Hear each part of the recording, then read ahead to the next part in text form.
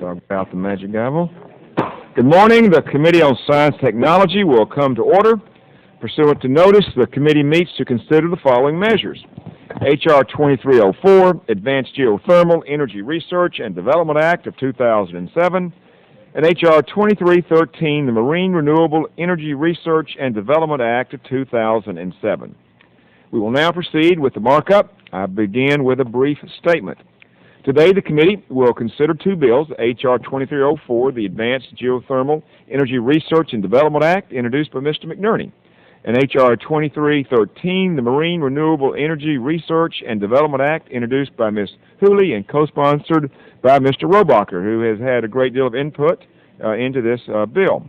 Each of these two bills is designed to expand our country's renewable energy production portfolio. Both geothermal energy and marine energy are enormous resources that have great potential to make significant contributions to meeting our nation's energy needs at a competitive cost. But they require more support for research and development in order to advance to a state of commercial readiness. Geothermal energy is the energy stored as heat in the Earth's crust. It's a resource of truly vast potential. Yet most of this potential goes untapped due to a lack of resources to develop the technologies and techniques that would make geothermal energy widely accessible. H.R. 2304, the Advanced Geothermal Energy Research and Development Act of 2007, will build on and expand the existing geothermal energy programs and provide support for or to develop a wide range of hydrothermal and enhanced geothermal systems. In the process, the bill would reinvigorate geothermal research and development in the United States and elevate geothermal energy to a position as a major contributor to our nation's power production portfolio. Marine renewable energy technologies today are at a stage of development similar to where wind power was about 20 years ago. The prototype technologies show great promise, and the resource is huge, potentially able to provide as much as 10% of our nation's energy needs. But here again, research and industry require more support if they're going to move these technologies from the experimental stage to commercial viability. H.R. 2313, the Marine Renewable Energy Research Act, is designed to do just that. Both these bills are designed to address overlooked opportunities in our efforts to create a 21st century energy policy that emphasizes good American jobs, diversity of supply, and increased national security and reduced environmental impact. I want to thank my colleagues, Mr. McNerney and Mrs. Hooley, for introducing them. I urge their passage and look forward to getting them to the House floor. I would also like to make one final comment. Before we get down to business, I want to offer my sincere thanks and appreciation to my friend and colleague and our ranking member, Mr. Hall, and his colleagues on the minority side for proposing some very thoughtful, meaningful amendments to today's bills for our consideration. I can't guarantee that we'll be supporting all of them, but we will definitely be supporting many of them, and the committee staff informs me that the amendments have contributed significantly to the quality of this legislation. I think this is another very good example of bipartisan spirit which we will strive to conduct the business of the Science and Technology Committee. Now I recognize Mr. Hall to present his opening statement. Thank you, Mr. Chairman. The two renewable energy R&D bills before us today are two more ways that the Science Committee is going to help to further our country's effort to become energy independent. And it's no secret, I'm an oil and gas guy. I'm from an oil and gas state, a fossil fuel state, and for those that think we can do away with fossil fuels are just dreaming. These lights would go out, the stations would stop, our roads would not be built. We can't do without fossil fuels, and there's an attack on energy today in general, and certainly there's an attack on fossil fuels. There's an attack on nuclear, even on wind. I think I'd like to see our country do this in conjunction with our renewable and alternative thrust. We still need affordable, reliable energy that comes from fossil fuels while we do research such as that in the bills we're marking up today in order for our country to continue to be a leader in all the areas of the global in the global community. Both bills are going to spur the use of domestic renewable resources available to us within our borders and in our waters for the production of energy. While I support the thrust of these bills, I do have some concern with them that will be addressed through amendments. I have one to the geothermal bill that will address the production of geothermal energy from oil and gas wells and production of geopressured gas resources. It's my understanding that the chairman's prepared to accept this amendment, and he spoke kindly about it, and whether the kind words are going to come into real reality remains to be seen, to be continued, I guess, and I thank him for it. In addition, I'll be offering an amendment to the Ocean Energy Bill that will expand the areas of the country, parts of the country, to participate in research and development activities on marine renewable energy. I'll go into these amendments in further detail as they're brought up for consideration. As always, I look forward to the ensuing debate, and I yield back the balance of my time. Thank you, Mr. Hall. I want to confirm two things. One is I am kind, and two, you're from fossil fuel country, and you are not a fossil. So without objection, members may place statements in the record at this point.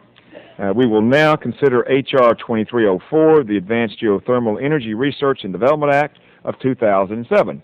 I yield the gentleman from California, Mr. McNerney, 5 minutes to describe his bill. Thank you, Mr. Chairman. I want to express my appreciation to both you and to Ranking Member Hall for supporting my bill, H.R. 2304, the Advanced Geothermal Energy Research and Development Act of 2007, and for holding the markup this morning. Mr. Chairman, as you know, one of our highest priorities in Congress should be to encourage the development of clean domestic and renewable sources of energy. Geothermal energy should be an important part of the equation, and unlike other renewable sources, geothermal provides uninterrupted baseload power 365 days and nights a year. While it is one of the only sources that produce constantly available power, geothermal relies on less accessible fuel than naturally occurring sunlight and wind. Current technology requires that in order to generate geothermal energy, we have to tap into visible sources of features and hope that we drill in the right place. However, recent study shows that potential for geothermal is vast and is vaster than we previously imagined. Now, geothermal sources known as Enhanced Geothermal Systems, or EGS, offer the potential to generate as much as 100 gigawatts of power over the next 50 years, which can provide power to 75 million homes. Utilizing EGS involves creating man-made underground reservoirs that are engineered out of hot rock deep under the surface. Once the rock formations are engineered, fluid is injected to absorb heat, which is then pumped out to extract energy. EGS is in the very early stages of maturation, and federal support is needed to ensure that the full potential of this resource is realized. H.R. 2304 authorizes further research, development, demonstration, and commercial application of advanced technologies to both traditional geothermal sources and EGS. This type of approach is exactly how we can and should be developing and expanding R&D of the technologies necessary to utilize EGS. Geothermal energy should be an important component of our country's efforts to combat climate change and achieve energy independence. As a domestically produced energy source, expanding geothermal will create high-paying jobs at home. I hope that my colleagues here today will join me in supporting H.R. 2304. I look forward to discussing the amendments, and I thank again the chairman and the ranking member for holding this markup. I yield back the balance of my time. Thank you, Mr. McNerney. Mr. Hall is recognized. Mr. Chairman, this amendment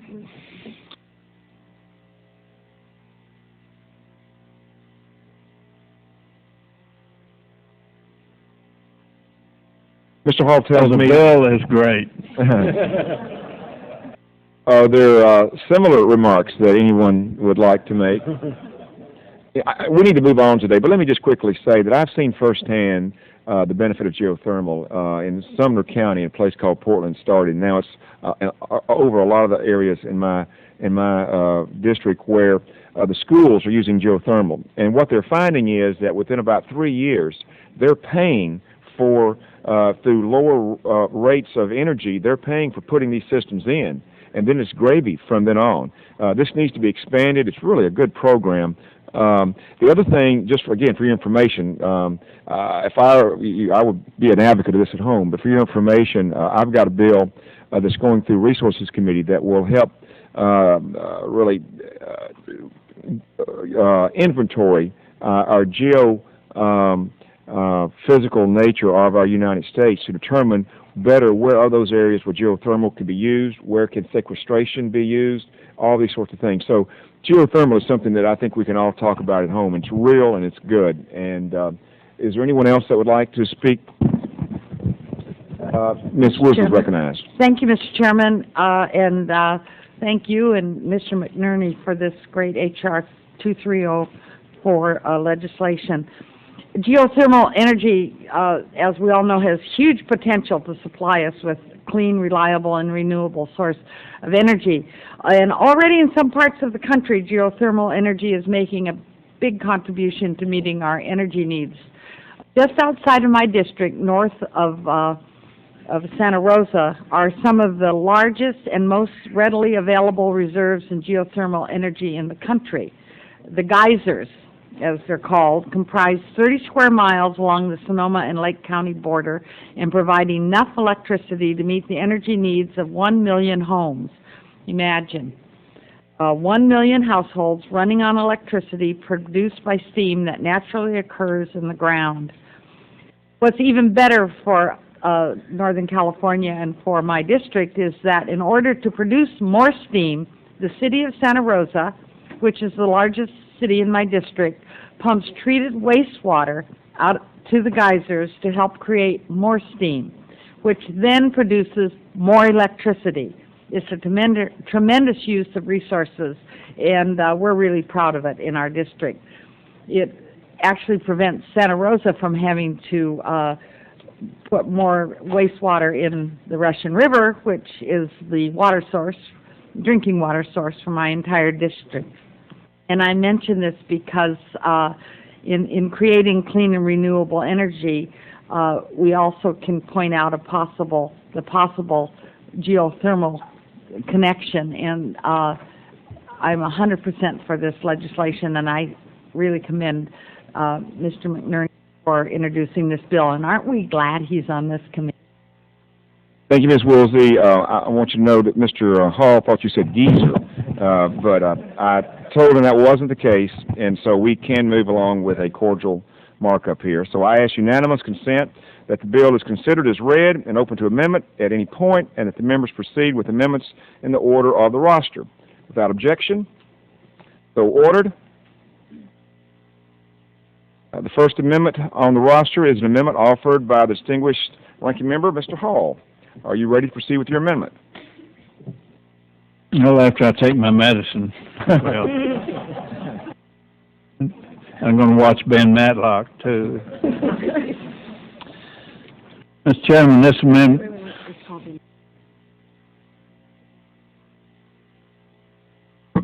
If this damn thing will work, I have an amendment at the desk. I think. Amendment to H.R. 2304 offered by Mr. Hall of Texas.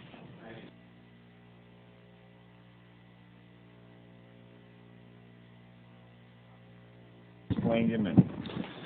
Mr. Chairman, this amendment will fill a major gap in the pending legislation. In May of 2006, the National Renewable Energy Laboratory, or I'll refer to it as NREL for brevity, held a workshop of national experts on geothermal energy.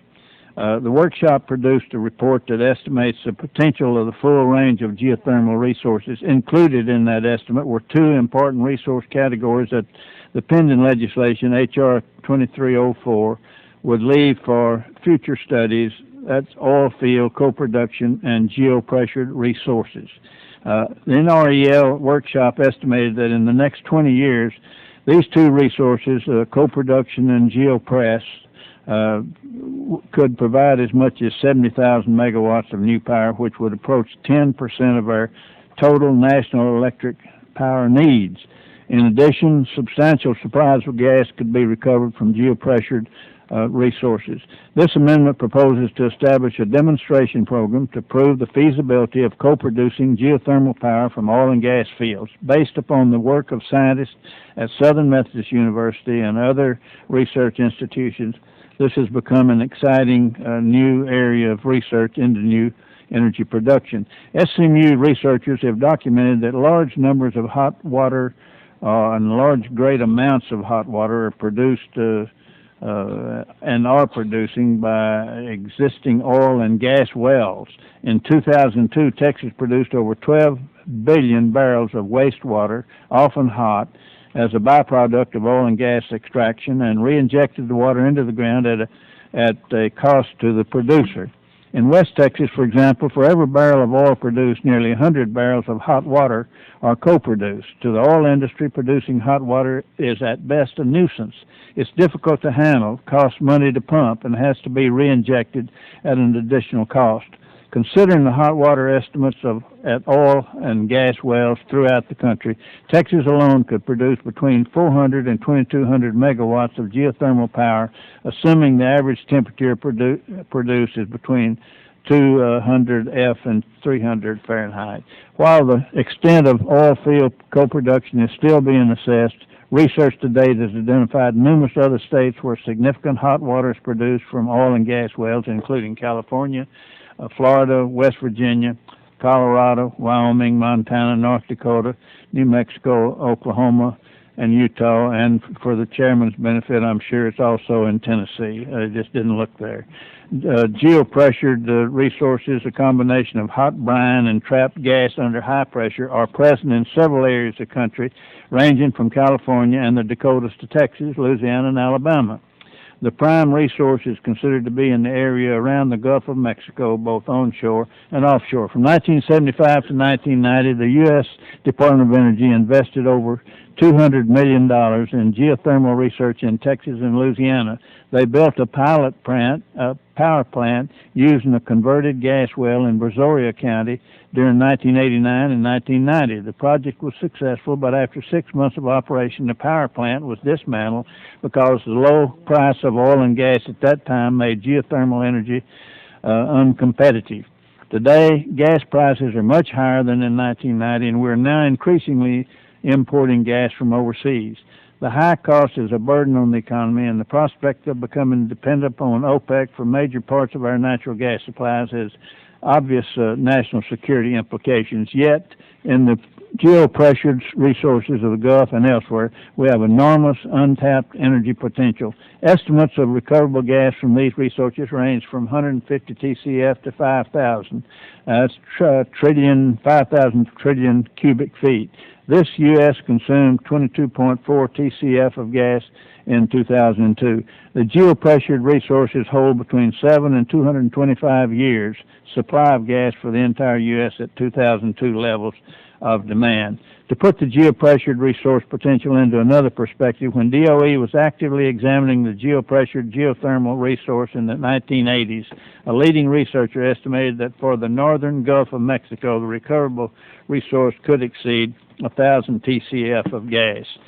According to the latest United States Geological Survey estimate from 1995, the total technically recoverable volume of conventional and unconventional gas in the U.S., excluding geopressured brines and gas hydrates, is at 1,073 TCF. If the effort envisioned by this amendment to bring new technology to bear on producing geopressured resources is successful, it could double the total recoverable natural gas in the United States. This amendment, Mr. Chairman, directs the Secretary of Energy to hold a design competition to produce state-of-the-art approaches to recovering the energy in the geopressured resources. In addition to gas, these resources hold tens of thousands of megawatts of potential energy in hot geothermal fluids and hydraulic pressures. From the design submitted, DOE will support completion with full engineering and other technical design work. Then, based upon the evaluation of the final designs, the Secretary would be authorized to move forward to build a cost-shared demonstration plant using the best technology and design. I urge my colleagues to support this amendment that helps to further not only our renewable energy portfolio, but also our domestic supply of natural gas. Now I yield back my time. Thank you, Mr. Hall. Is there further discussion on the amendment? Mr. McNerney is recognized. I thank the ranking member for this amendment. Using oil field co-production geopressured methods does seem to be a good addition to the intent of the bill, and I think it will increase the output and energy content, energy development, energy sources for the country. So I fully support the bill and thank the ranking member for this addition. Thank you, Mr. McNerney.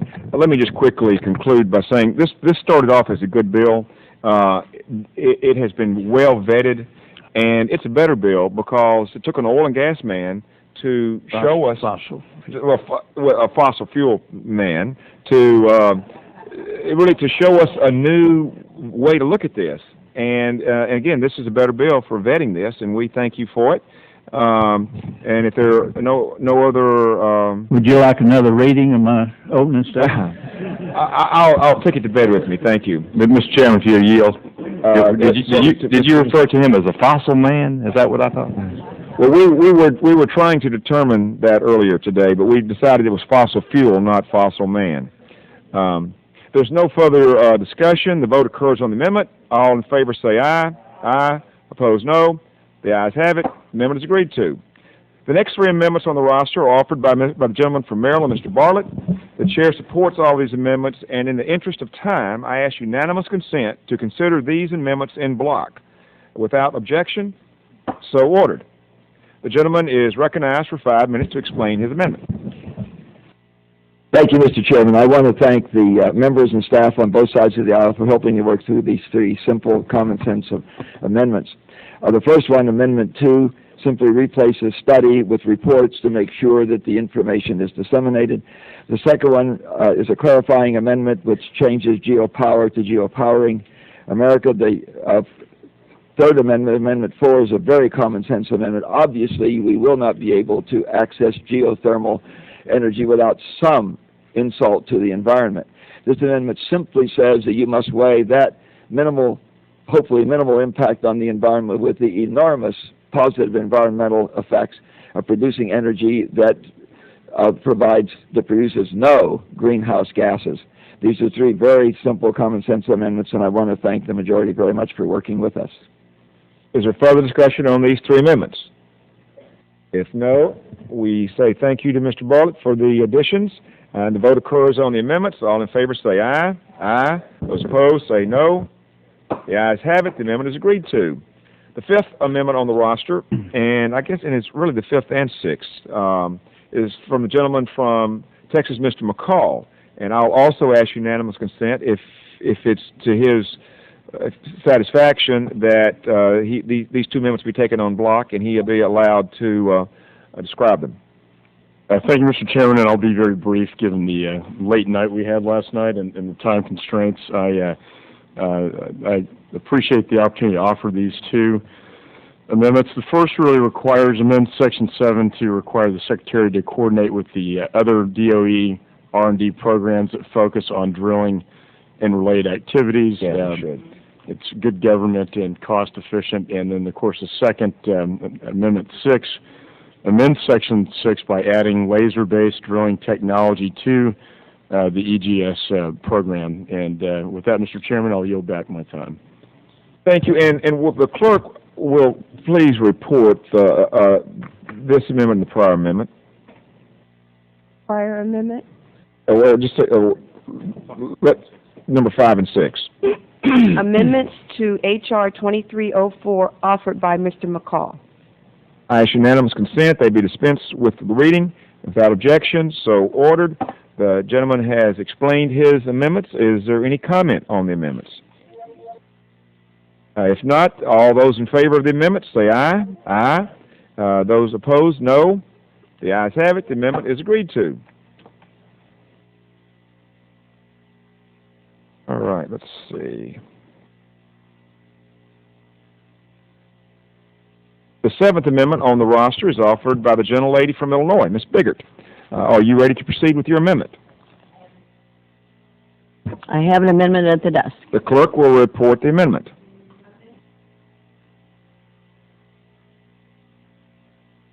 I ask unanimous consent to dispense with the reading.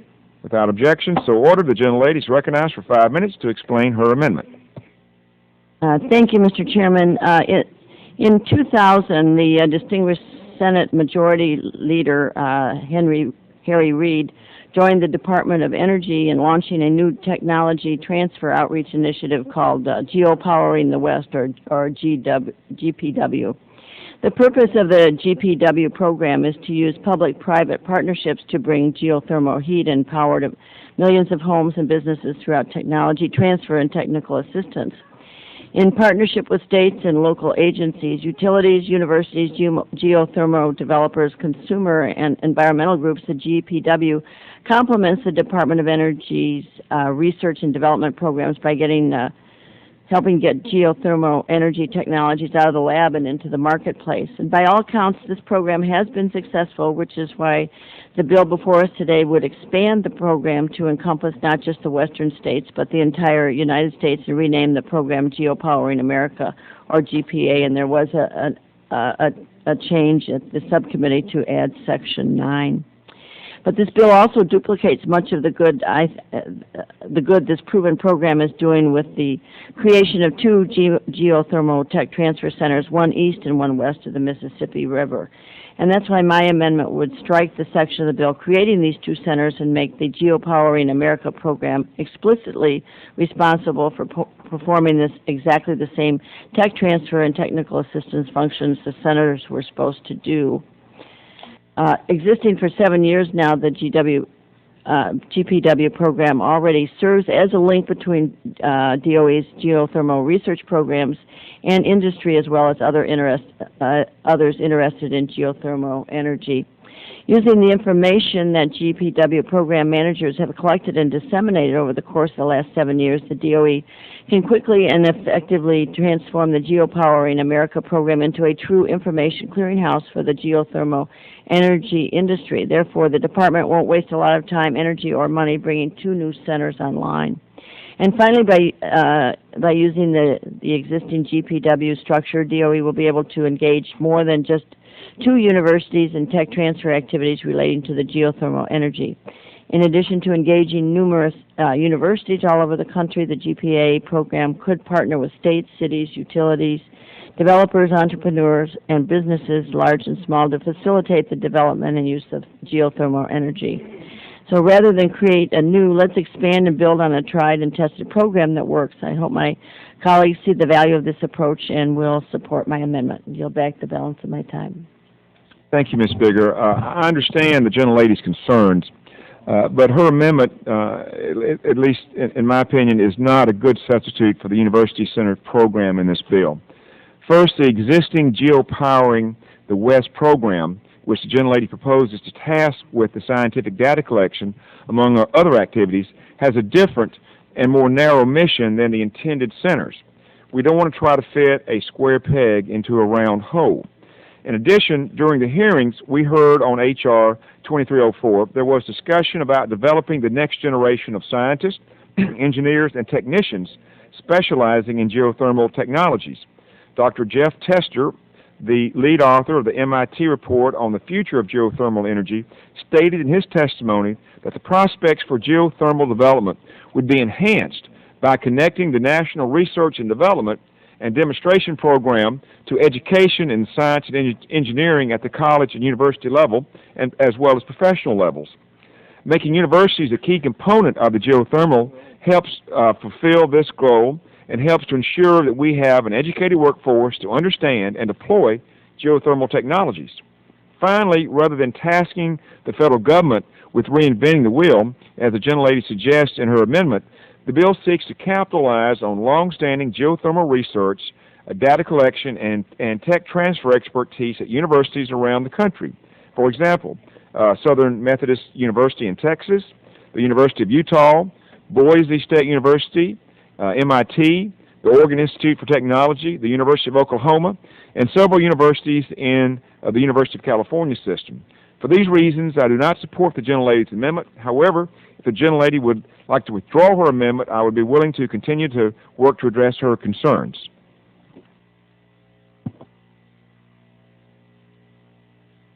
Well,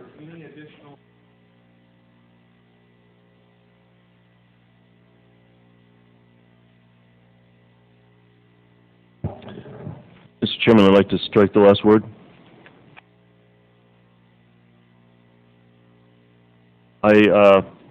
Like the chairman, I do understand the gentlelady's concerns, but my intent was to create two centers, one in each of the very different geophysical characters of the country. On the east side of the country, the geothermal sources are much different than on the western side. I think it's important to establish a separate entity east of the Mississippi, or east of the Rockies anyway, that will look at developing that particular source, that particular kind of geothermal energy. And I also like the idea of having competitive bidding or within the Department of Energy to decide what is the best location. So I oppose the amendment, and will the gentleman yield? Yes. I do think that education is very important, and I think that that in this the GPW that it is engaged in the tech transfer activities, but also is very much a part of it is the education facility, and I think it's important to remind our colleagues that this committee already passed the HR 85, the Energy Technology Transfer Bill, which was sponsored by Mr. Miller of North Carolina and me, and was then approved by the House. And I think that rather than creating the transfer centers to serve the country for each specific energy technology, that this directed to consider all of these. And I just think more centers just to focus on one is not what we need. But we already have the means to do that, and that the President Bush in the Energy Policy Act of 2005 created a consortium which utilizes comprehensive multidisciplinary approach to geothermal research and education, focusing on exploration, full-scale utilization, and training of the next generation of geothermal professionals. And that was in the Energy Policy Act of 2005. Gentlelady yield. The gentleman from California has the time, but Mr.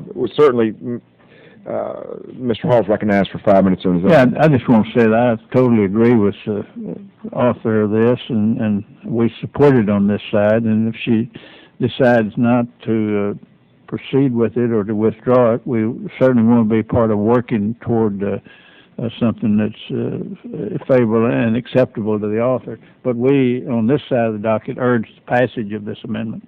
Is there further discussion on the amendment? If no, the vote occurs on the amendment. All in favor say aye. Aye. Opposed, no. No. The noes appear to have it. The amendment is not agreed to. So, Mr. Chairman, I have an amendment at the desk. All right, let's see. All right. Amendment to H.R. 2304 offered by Mrs. Biggert of Illinois.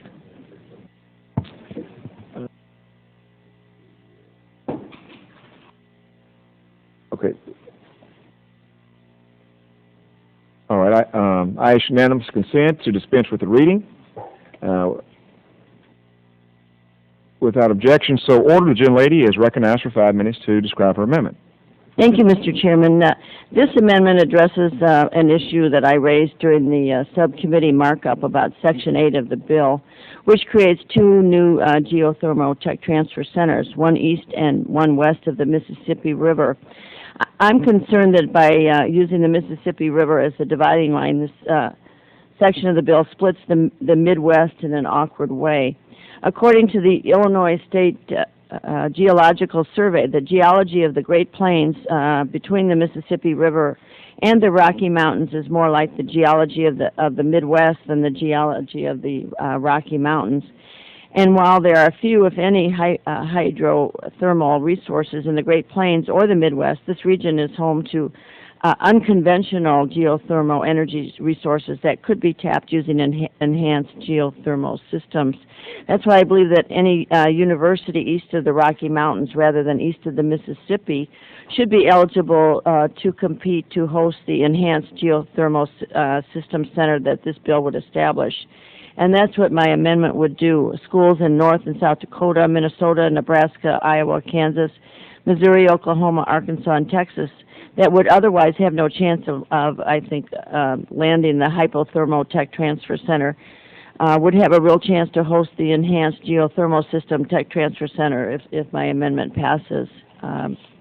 I wish I could say that this amendment was my idea, but it's actually based on a recommendation by the director of the geothermal laboratory at Southern Methodist University. So I would urge my colleagues to support this amendment and yield back the balance of my time. I thank the gentlelady. You know, we traditionally think of east of the Mississippi, west of the Mississippi. It took a Midwesterner to break us out of this mindset. You have a good amendment, and we thank you for it, and I would recommend its passage. Is there further discussion? If not, the vote on the amendment occurs on the amendment. All in favor say aye. Aye. Opposed, no. The ayes have it. The amendment is agreed to. Are there other amendments? Chairman? Mr. Matheson is recommending. Mr. Chairman, I have an amendment at the desk.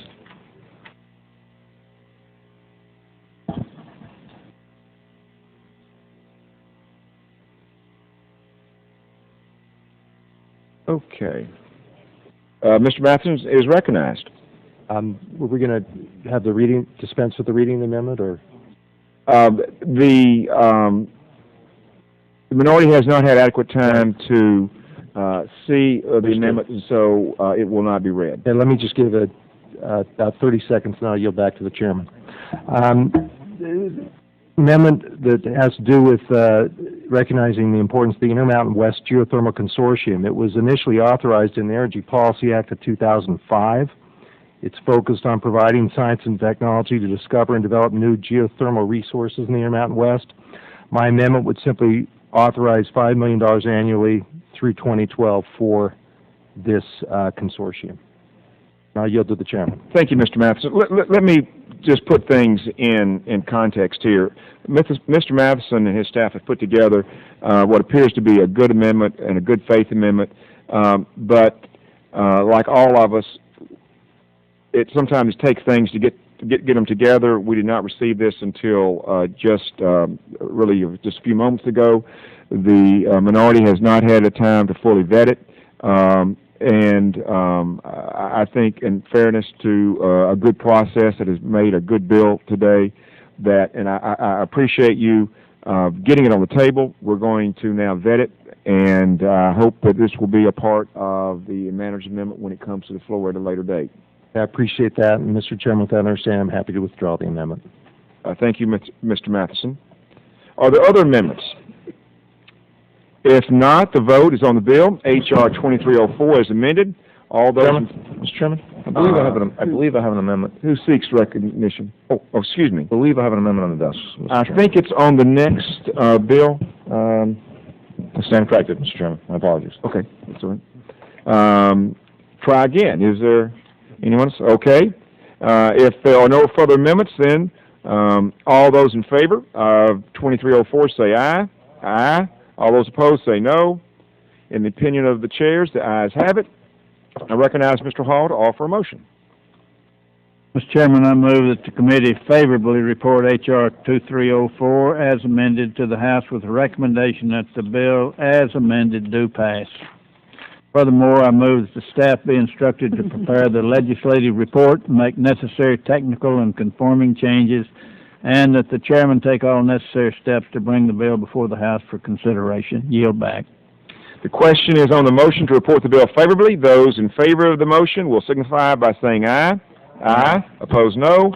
The ayes have it. The bill is favorably reported. Without objection, the motion to reconsider is laid upon the table. The members will have 2 subsequent calendar days in which to submit supplemental, minority, or additional views on the measure, ending Monday, June the 18th at 9 a.m. I move pursuant to Clause 1 of Rule 22 of the Rules of the House of Representatives that the committee authorize the chairman to offer such motions as may be necessary in the House to adopt and pass H.R. 2304, the Advanced Geothermal Energy Research and Development Act of 2007 as amended.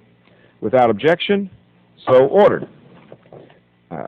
That's a good bill. Everybody should go home and take credit for it. We will now consider H.R. 2313, the Marine Renewable Energy Research and Development Act of 2007. I yield the gentlelady from Oregon, Ms. Hooley, 5 minutes to describe her bill. Thank you, Chairman Gordon and Ranking Member Hall and Chairman Lamson for working with me on this very important piece of legislation. Whether or not you agree with the concept of global warming, there is no disputing that we as a country need to do more to increase the development of renewable energy. Marine renewable energy in its various forms holds the potential to play a pivotal role in increasing the renewable energy portfolio in many parts of the country. That's why I introduced H.R. 2313, the Marine Renewable Energy Research and Development Act of 2007. This bill is designed to infuse much-needed federal resources into a technology that holds infinite possibilities for our energy needs. 2313 authorizes $50 million annually over the next 5 years for R&D activities associated with marine renewable energy, including wave, tidal, ocean current, and ocean thermal energy conversion. The bill also authorizes the Secretary of Energy to establish centers for marine renewable energy research, development, and demonstration. These centers will play a crucial role as we work to advance research and commercial application of marine renewable energy. These centers will also serve as information clearinghouses for marine renewable energy industry. Being able to collect and disseminate accurate information on best practices is critical as the industry tries to navigate the myriad of state, federal regulations, jurisdictional issues, and the inevitable red tape. Many countries are already a step ahead of the U.S. when it comes to embracing the potential these renewable energy sources hold. As a result, several countries have been able to successfully deploy commercial marine energy projects, something that the U.S. has yet to accomplish. In testimony before this committee last month, witnesses stated that the technology, ingenuity, and energy is there, and all indications suggest a much shorter time to commercial viability than experienced by many other renewable technologies. We just need to provide the resources. There was a time when the idea of deploying commercially viable wind and solar energy projects seemed like a pipe dream, but these technologies now represent the vast majority of the country's renewable energy production outside of hydropower. As the House moves forward with its work on energy independence, I ask that my colleagues consider the potential marine renewable energy, and I ask that you support this legislation. Again, thank you, Mr. Chair, for your leadership on this issue. Thank you, Ms. Hooley. This is a good bill. I recognize Mr. Hall to present any remarks on the bill. I thank you, Mr. Chairman, for the chance to speak on H.R. 2313, the Marine Renewable Energy Research and Development Act of 2007. As you know, and I think this committee knows, I'm a very strong supporter of research and development for new energy technologies. I agree with the basic idea of this bill to provide federal support where appropriate for developing marine renewable energy. However, I had some concerns about the details of the bill as reported out of the Energy and Environment Subcommittee, and that's why I and my colleagues plan to offer some amendments today. I'll discuss my amendments in more detail when it's considered. For now, I want to briefly outline some of my concerns which the staff worked to address prior to this markup. H.R. 2313 authorizes a research program that will likely receive broad bipartisan support, yet the bill was developed with little consultation with the minority. I'm pleased to hear that a number of the amendments offered by the minority will be accepted today. However, I'd encourage us to try to work on these types of bipartisan issues in a more cooperative fashion early on in the future, where the problem with the lack of cooperation is on our side or their side is not important at this time. We just want to cooperate and work with you because we got a chairman that is working in bipartisan fashion with us, and we appreciate that. One issue that I was concerned with, and I'm happy to hear that we're going to be correcting through an amendment, is the lack of input by other agencies such as the National Oceanic and Atmospheric Administration that have expertise in ocean and coastal science. It was unclear to me the difference, if any, between Section 4, Marine Renewable Energy Research and Development, and Section 5 of the National Marine Renewable Energy Research, Development, and Demonstration Center. Section 4 directs the Secretary of Energy to support marine renewable energy research programs, but does not explain how the Secretary should support these programs. I was also concerned that the language in Section 5 restricts research to one geographic area of the country. I intend to offer an amendment to include all promising geographic areas of the U.S. for research and development activities. I was encouraged to hear this amendment would also be accepted. I think the concept between the legislation is something many of us on this committee can support, and I think the amendments offered by my Republican colleagues will help make this a little bit better legislation.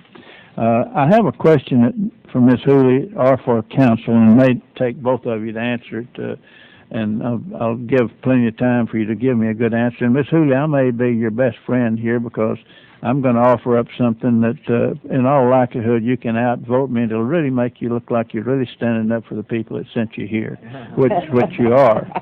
I'll take any accommodations that you offer, a list of your PAC funds, or any other thing that, or brag on my grandchildren, whatever you want to do, and thanks to me. But my question to you under Section 4 of H.R. 2313, it states that the Secretary shall support programs of research, development, demonstration, and commercial application to expand the use of marine renewable energy production. Then, and I ask Council to watch and listen to me carefully, in Section 5 of the bill directs the Secretary to provide grants to institutions of higher education to establish centers to advance the research described in Section 4. My question is it your intention that the centers are the only way the Secretary shall support marine renewable energy research? And if you want to talk with the council there, I'd appreciate that. May need some help in answering that. May not.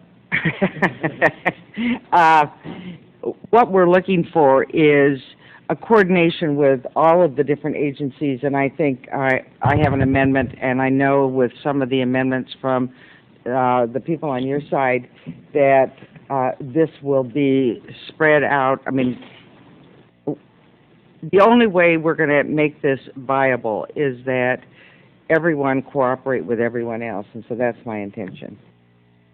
So I don't really know if that's a yes or no, but if it's a no, I might ask what other mechanisms of support do you envision and do you have in your amendments? You have correcting amendments. That's correct. Intent? Would the Secretary provide grants to universities and not call them centers? Is that, if so, please point out to me which parts of the bill explain how the Secretary should support research outside of the established the centers that are established. With Ms. Hooley's permission, we might ask council let's go ahead. if he would like to. Want to get it in the record. Okay. Yes, the intent of the centers is to create an established location that, once established, would have undergone environmental vetting and all siting and permitting requirements, and would therefore allow easy sort of slotting in of testing of different prototype technologies in a well-chosen and well-vetted location. It was not intended to make those the only vehicle for funding R&D in ocean or marine power technologies. And so if there are other laboratories or university programs that are located elsewhere, they would certainly qualify for funding. Let me ask you directly, will the Secretary spend part of the authorization at the DOE labs? It would be at the Secretary's discretion. And could the Secretary then, at his discretion, provide grants to universities but not call them centers? Yes. And then point out to me which parts of the bill explain how they should support this research outside of establishing centers. Just direct me to that part. In Section 4, the Secretary, in conjunction with other appropriate agencies, shall support programs of RDD and CA to expand marine renewable energy production. Well, Mr. Chairman, is this anything that it's unreasonable to ask you, that if it remains a little bit unclear to us, that we work together to clarify this bill as it moves forward? If it's unclear to you, clearly, we need to, you indeed and deserve an answer, and we'll continue to do that. Hopefully the answer will be the one you want, but if not, you still deserve an answer to all your questions. I've got a pretty good answer. It's not perfect, but it's pretty good for a government answer. And I'll yield back my question. I thank you for that explanation, and I thank Ms. Hooley. Does anyone else wish to be recognized? Let me just quickly say then, and then we'll go into the amendments, that our WAVE expert, Mr. Robacher, was an original co-sponsor of this bill. He gave a lot of input. But I take the gentleman raised a point earlier in his comments, and that was earlier consultation. Let me tell you, I remember very well in previous Congresses that bills would be developed in this committee. They would be vetted with outside groups. And then the minority would get it right before we went to have a markup, and we would have amendments, and they, would mostly all be voted down. That wasn't a very good process. I don't like that. I didn't like it then. Clearly, amendments are being accepted now. If we have not brought the minority in well enough, early enough, we need to do a better job. And we'll try to do a better job, and I want you to know that I heard your comments on that, and we're going to try to act on it. And that was with a different chairman and a different ranking member. Right. So I'm just not trying to again make accusations, but say that we want to do a better job. I can personally understand your concerns, and we're going to try to do a better job. I ask unanimous consent that the bill is considered as read and open to amendment at any point, and that the members proceed with the amendments in the order of the roster. Without objection, so ordered. The first amendment on the roster is a manager's amendment offered by the gentlelady from Oregon. Are you ready to proceed with your amendment? Yes, I have an amendment at the desk. The clerk will report the amendment.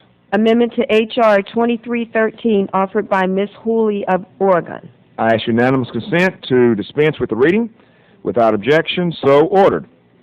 Ms. Hooley is recognized for 5 minutes to explain the amendment. Thank you, Mr. Chair. This is a very straightforward amendment regarding the siting of marine renewable energy projects funded under this bill. Simply stated, the amendment creates a subsection to the R&D portion of the bill and requires the Secretary of Energy, in conjunction with other appropriate federal agencies, develop siting criteria prior to the installation of demonstration projects funded under the bill. The development of this criteria will ensure that universities and industry are receiving the appropriate guidance needed from the relevant federal agencies prior to moving forward with marine renewable energy projects. This amendment will also help alleviate concerns that any potential impact on fish, wildlife, and the environment are being addressed as well. This is a good amendment and one that I believe improves the bill, and I urge my colleagues to support it.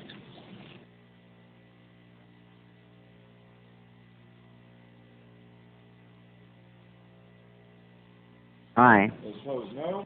The ayes have it.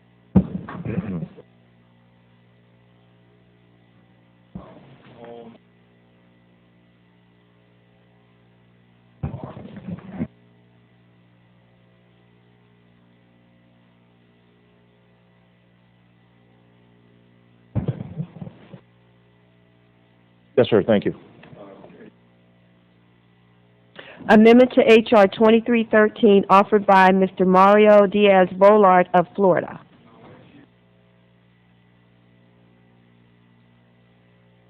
Amendment to H.R. 2313 offered by Mario Diaz-Bolart of Florida. I ask unanimous consent that both of these amendments, we dispense with the reading, and without objection so ordered. The gentleman is recognized for 5 minutes to explain his amendments. Great, thank you, Mr. Chairman. I won't take the 5 minutes. I appreciate your courtesy. While I'm not totally convinced that we need to create additional centers as opposed to tapping into those that are already doing it, including universities, however, if we're going to do that, I think it's important, and I know that the sponsor just mentioned that we at least use those centers and coordinate those that are already doing it to not try to reinvent the wheel. This amendment states, these amendments are basically very similar, that DOE shall coordinate with NOAA on the selection of the centers on certain criteria, including advancing wave forecasting technologies. Again, we all know, as we've heard, that NOAA's National Ocean Science works to observe and understand and manage our nation's coastal and marine resources. So again, NOAA already has the knowledge, the capability, and the expertise in these areas. Therefore, it's only logical for them to play a role in this research and in these selections. So again, it simply ensures that we use NOAA's expertise since it's already available and since it's already being paid for by the taxpayer. And the gentleman, we're taking these amendments on block, and so if you would like to go into your third amendment. Again, very similar. The other one basically simply ensures that NOAA is consulted in the Department of Energy Marine Renewable Energy Programs, and ensures that NOAA is effectively coordinated with DOE on this ocean-related project. It adds the Undersecretary of Commerce for Oceans and Atmosphere as a partner in the studying and providing information. So it's basically, Mr. Chairman, again, just to make sure that NOAA is consulted and is part of the mix as well. Mr. Chairman, and we will strike the last word. Mr. Ellers is recognized for 5 minutes. Thank you, Mr. Chairman. I just wanted to rise and speak in strong support of this amendment. It's essential that NOAA be involved in these issues. There's no other agency in or out of the federal government that has greater knowledge of our marine resources, both physical and biological. And it's essential that they be involved here. Let me also take a moment, Mr. Chairman, to thank the sponsors of both of these bills we're discussing this morning. I've been advocating for 30 years that we were going to reach the end of our cheap fossil fuel era, and it's absolutely essential to look at and try to develop every possible alternative source of energy. And these are two examples of often overlooked but potentially very useful sources of energy. And I commend the sponsors of the bills, and I commend you and the whole committee for the work in speedily processing these bills. I yield back the balance of my time. I'm sure Mr. Bartlett would concur with your statement. If there's no further discussion, then the vote is on the amendments. All in favor of the amendments in block, say aye. Aye. Opposed, no. The amendments, it's carried. It's agreed to. The fourth amendment on the roster is offered by the gentleman from Maryland, Mr. Bartlett. Are you ready to proceed with your amendment? Thank you, Mr. Chairman. I have an amendment at the desk. The clerk will report the amendment. Amendment to H.R. 2313 offered by Mr. Roscoe Bartlett of Maryland. I ask unanimous consent to dispense with the reading. Without objection, so ordered. The gentleman is recognized for 5 minutes to explain his amendment. Thank you, Mr. Chairman. Again, I want to recognize support from both sides of the aisle. It's a very simple amendment.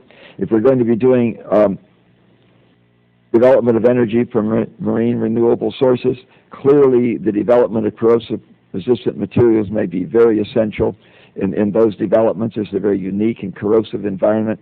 So this amendment simply adds to the list of marine renewable energy programs supported the development of corrosive-resistant materials. Thank you very much. I yield back. Is there further discussion on the amendment? If no, the vote occurs on this good amendment. All in favor say aye. Aye. Opposed, no. The ayes have it. The amendment is agreed to.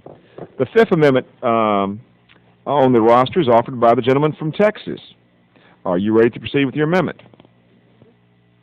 Chairman, I have an amendment at the desk. The clerk will report the amendment. By Mr. Bartlett. No, by Mr. Hall. The Fifth Amendment. Fourth was passed.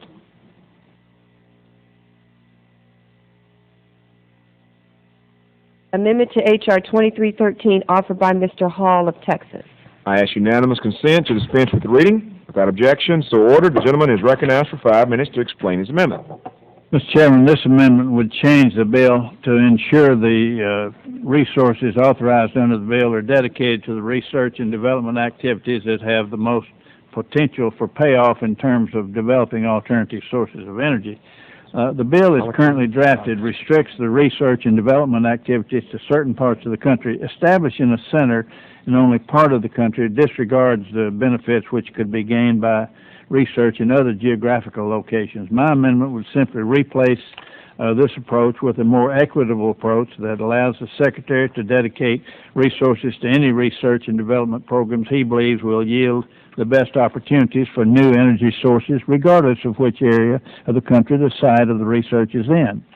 My amendment adds the Gulf of Mexico, the Atlantic Ocean, and the Pacific Ocean as potential new sites for the dedication of research and development grant funds.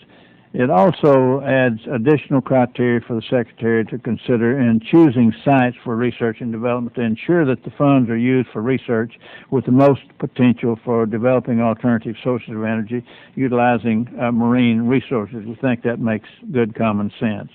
The amendment directs the Secretary to consider sites that meet one of the following criteria. 1, host an existing marine renewable energy research and development program in coordination with a public university engineering program. 2, has proven expertise to support environmental and policy-related issues associated with harnessing of energy in marine environment. 3, has access to and utilizes the marine resources in the Gulf of Mexico, the Atlantic Ocean, or the Pacific Ocean. My amendment also allows the Secretary to give special consideration, and this was done at my request because I'm a member of the board of the longest-standing black college and land-grant university in the Southwest that also meets one of these criteria. I'd like for them to have a shot at it. I urge my colleagues to support this amendment. Is there further discussion on the amendment? If no, the vote occurs on this good amendment. All in favor say aye. Aye. Those opposed, no. The amendment, the ayes have it, and the amendment is agreed to. You just read. The sixth amendment on the roster is offered by the gentleman from Nebraska, Mr. Smith. Are you ready to proceed with your amendment? I am, Mr. Chairman. And there is an amendment at the desk, and the clerk will report that amendment. Amendment to H.R. 2313 offered by Mr. Smith of Nebraska. I ask unanimous consent to dispense with the reading, and without objection so ordered, the gentleman is recognized for 5 minutes to explain the amendment. Thank you, Mr. Chairman and members. My amendment would add algae biomass as another form of marine renewable energy and provide the technologies for the production of energy from algae biomass would be one of the areas for research and development. Biomass can be efficiently converted to biodiesel and used for many types of internal combustion engines, and algae production rates can be more than 5 times those of land plants. Furthermore, algae can be grown in many types of marine environments, including coastal lakes and ponds, and it is also possible to combine algae production with electric power generation and use the carbon dioxide waste to fuel algae production. The current language of the bill focuses research on heat energy and kinetic energy. My amendment simply expands this research to include another potential renewable energy source widely available in the oceans. In addition, the amendment allows the Secretary to make a determination to devote resources to the most viable, cost-effective source of marine renewable energy available. Mr. Chairman, this nation is confronted with the reality that prices for motor fuel continue to rise due to the volatility of the price of foreign supplies of crude oil. Therefore, we should be exploring any and all viable forms of research and development in the area of marine renewable energy, whether it is for the production of electricity or motor fuels. This is consistent with our goal of energy independence. Mr. Chairman, I do plan to withdraw this amendment, considering that I have received assurances from you and the committee to work together to incorporate algae biomass in the biofuels bill to be considered by the committee in the near future. I look forward to continuing consideration and work on this important issue. Would the gentleman yield? Yes. If the gentleman would consider doing so, I'd greatly appreciate the gentleman from Nebraska raising the issue of biodiesel development from algal biomass. Clearly, we need to be looking at multiple feedstocks and platforms for the development of biodiesel and other biofuels. Texas A&M, as an example, and others have an ongoing research program on the use of algal biomass for biodiesel development. and I'm told that this research is progressing well. Though I agree with the gentleman that more research is needed in this area and recognize the need to explore this new and cutting-edge research, I must note that this work would be best addressed in the context of a biofuels bill and not an ocean energy bill. As the gentleman may be aware, tomorrow the Energy and Environment Subcommittee will hold a hearing on the subject of biofuels that will include discussion of a draft bill I released earlier this week. It's my expectation that the subcommittee will consider this bill shortly. If the gentleman is to withdraw his amendment today, he has my commitment that as we move forward on the biofuels legislation, I'll work with him on the issue of biodiesel from algal biomass and try to find the most appropriate way to address the issue in the biofuels legislation, and I yield back my time. And I thank you. And Mr. Chairman, I do withdraw this amendment. Thank you. And I thank both gentlemen for a good conclusion to that issue.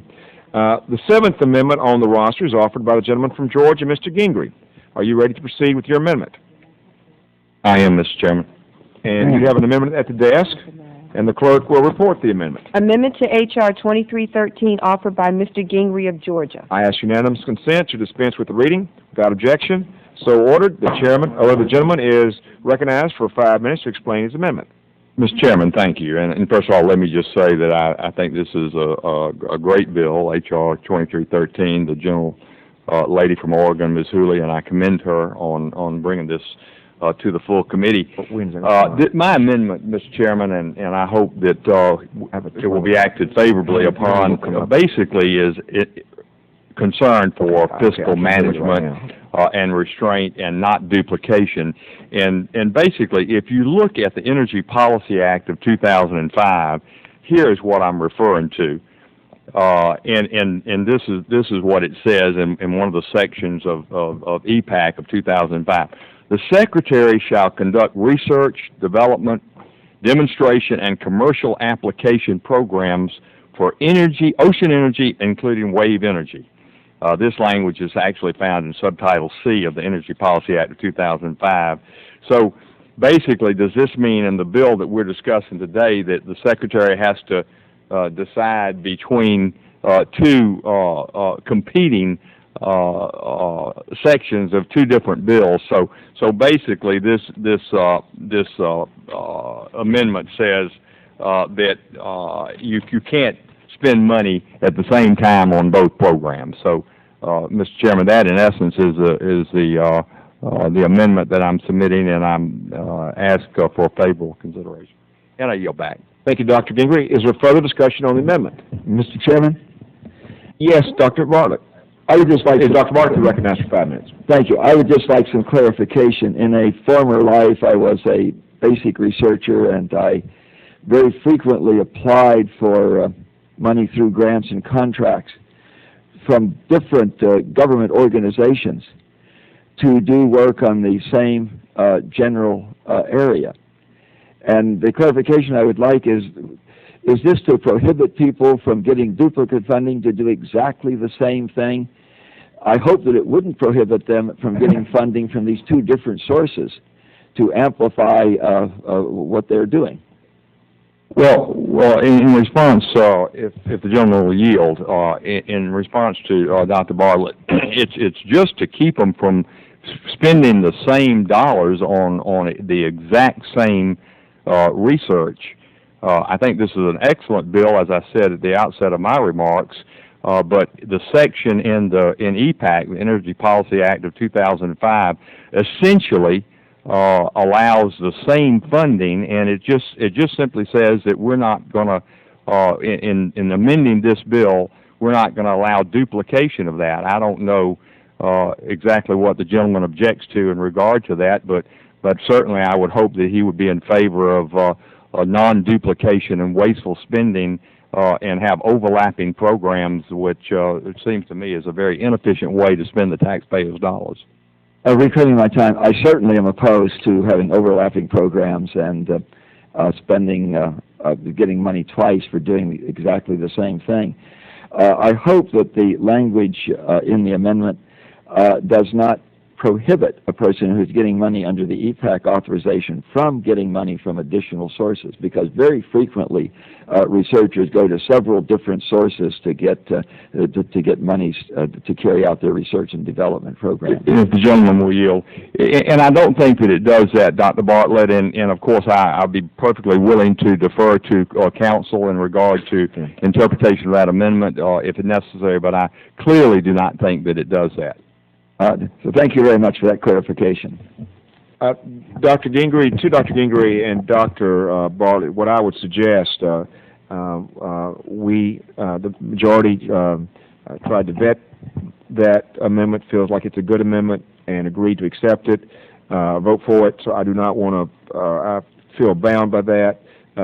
Dr. Bartlett has good first-person real-world knowledge here, and what I think that we should do is proceed with the amendment. I would like to continue that discussion. If there needs to be some fine-tuning in a manager's amendment later or at conference, then that will be done, but Dr. Bartlett brings valuable information to the table on this. So is there further discussion?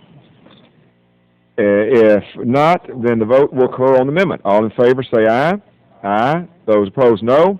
The amendment is agreed to. The eighth amendment on the roster is offered by the gentleman from Missouri, Mr. Aiken. Are you ready to proceed with your amendment?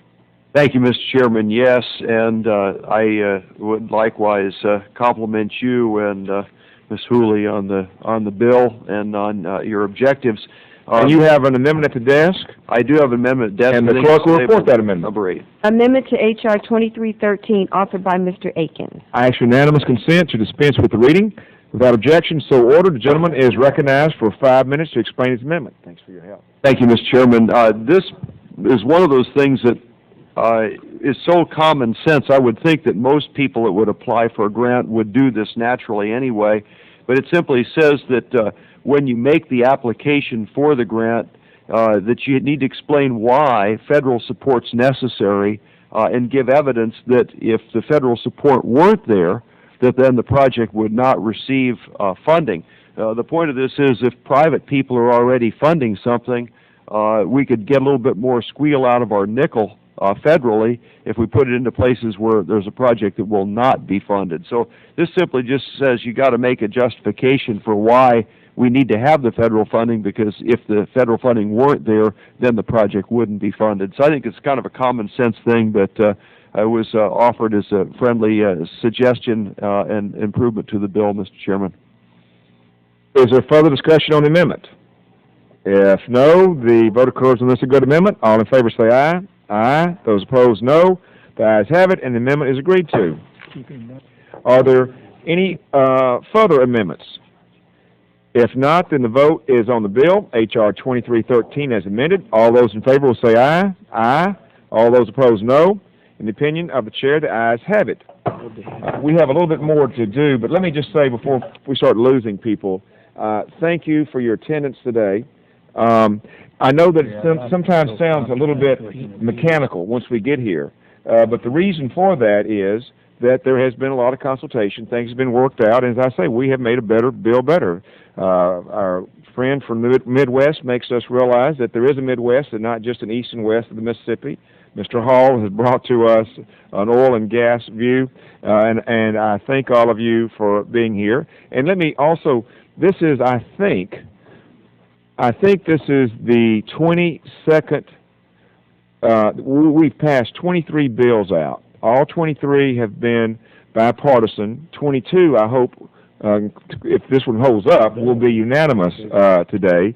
And by being unanimous, that means we're all for it. We all should take credit for it, and I thank you. And I also take Mr. Hall's earlier advice that we need to do more earlier, and we're going to do that. And so now I recognize Mr. Hall to offer for a motion. Mr. Chairman, I move that the committee favorably report H.R. 2313 as amended to the House with recommendation that the bill do pass. Furthermore, I move that the staff be instructed to make necessary technical and conforming changes, and that the chairman take all necessary steps to bring the bill before the House for consideration. I yield back my time. The questions on the motion to report the bill favorably. Those in favor of the motion will signify by saying aye. Aye. Opposed, no. The The ayes have it. The bill is favorably reported. Without objection, the motion to reconsider is laid upon the table. Members will have 2 subsequent calendar days in which to submit supplemental, minority, or additional views on the measure, ending Monday, June the 18th at 9 a.m. I move pursuant to the Clause 1 of Rule 22 of the Rule of the House of Representatives that the committee authorize the chairman to offer such motions as may be necessary in the House to adopt and pass H.R. 2313, the Maritime Renewable Energy Research and Development Act of 2007, as amended, without objection. So ordered. I want to thank the members for their attendance, and this concludes our markup. Good job.